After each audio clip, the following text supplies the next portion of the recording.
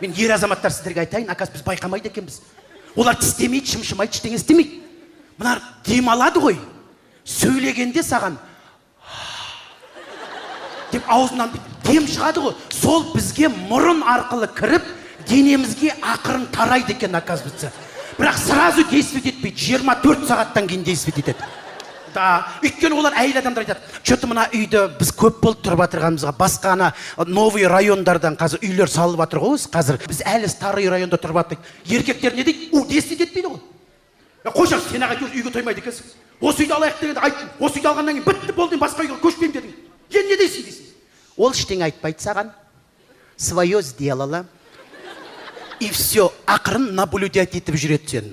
Сен таңертең ұйқыдан тұрасың, жұмысқа барасың, жұмыстан келесің, уже 24 сағат өтті, ана действовать ете бастайды уже. Уже үйге қарай кетасың, уже районың ұнамай бастайды уже. Бұрын байқамаған заттарды байқайсың ғой. Вообще мына жақтың жолы да онша емес екен ғой, оказывается. Үйге келсең, подъезд ұнамайды уже бар ғой. Бұрын байқамаған подъездің свет жоғын енді байқайсың бар ғой. Үйге кірсең, потолок низкий секілді. Бір ауа жетіспей тұрады там. Уже действовать етіп жатыр саған. Әйелің спокойно наблюдать етіп қарап тұрады саған, кәдімгі кайфовать етіп. А сен жүресің үйдің ішінде. Үйге сыймай, что-то не то. Терезе ашсаң, вообще қарай